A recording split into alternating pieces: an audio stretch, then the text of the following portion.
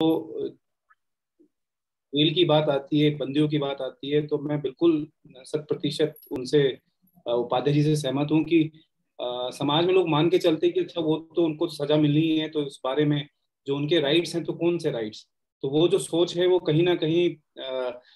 जो उनके अधिकार हैं उन तक जो एक आम जनता की आवाज जो जुड़नी चाहिए वो नहीं जुड़ पाती है। तो उसमें जागरूकता की बहुत ज्यादा आवश्यकता है, क्योंकि आप देखें तो जैसे जो हमारे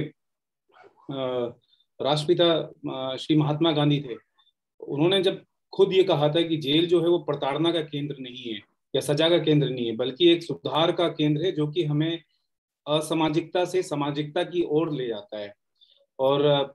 उसमें आप कानूनी तौर पे आप देखें तो सुप्रीम कोर्ट और हाई कोर्ट के इतने सारे ढेर सारे जजमेंट्स हैं, और उस जजमेंट में उन्होंने एक ही बात को हाईलाइट किया है कि जो आर्टिकल 21 है,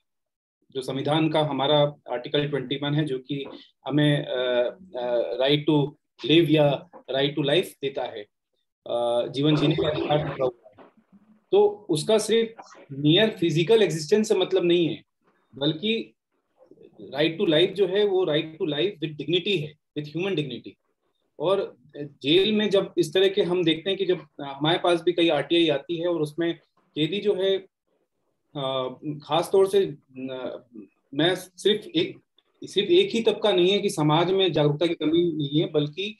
आप जो अथॉरिटीज उनसे जुड़े हुए हैं उनमें भी जागरूकता की कमी है। जैसे पुलिस डिपार्टमेंट है, अब पुलिस डिपार्टमेंट में आप देखिए कि जो संतोष उपाध्याय जी ने बताया कि उनका राइट है, जेल में जो बंद हैं वो उनका राइट है कि वो अपने जो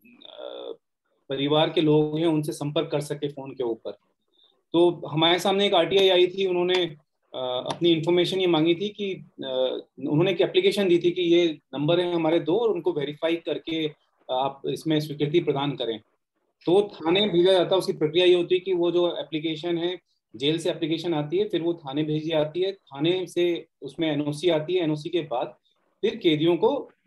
अलाउ किया जाता है।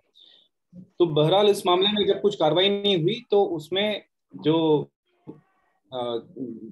जो कैदी जिसने ये मांगा था अपना, जिसकी ओर से ये एप्लीकेशन आई थी, उन्होंने एक आरटीआई लगाई, और आरटीआई के तहत उन्होंने ये जानने की कोशिश की कि उनकी एप्लीकेशन पे क्या कार्रवाई की गई है। लेकिन एसपी ऑफिस से वही डिनायल आ गया है कि इस तरह की कोई जानकारी उपलब्ध नहीं है। और हालांकि हमने भी फिर जब उनको संपर्क करने की कोशिश की तो जो नंबर उन्होंने अपने कॉन्टैक्ट नंबर दिए थे अवेल करने के लिए, तो वो नंबर भी उसमें अवेलेबल नहीं थे, और साथ में एड्रेस भी उनका वहां पर नहीं था पूर्ण। तो हम लोग भी संपर्क कर नहीं पाए, नहीं तो उस केस को हम लोग आगे ले आते। लेकिन एक बात तो ये साफ है कि जो जिस तरह से अथॉरिटीज को भी थोड़ा सा उसमें एक संवेदनशील होकर के काम करना चाहिए, तो उसका अभाव दिख रहा था। तो अभी हम, मुझे लगता है कि इसमें हमारे साथ और भी कई स्पीकर्स हैं जिनको हमें सुनना है अभी। तो मिस्टर जयंत कुमार दास जी भी हैं और प्रवीण पटेल जी भी हैं, तो हम लोग उनको पहले सुन लेते हैं और फिर हम लोग इस बारे में विस्तार से चर्चा कर सकेंगे कि आरटीआई को किस तरह से इसमें हम लोग, जैसे संतोष उपाध्याय जी ने काफी कुछ बता भी दिया है कि आरटीआई के माध्यम से कैसे आप जानकारी ले सकते हो, क्या जानकारी आप हमको लेनी चाहिए। तो हम लोग अब जो बाकी स्पीकर्स हैं हम उनको सुनते हैं। धन्यवाद शिवानंद जी।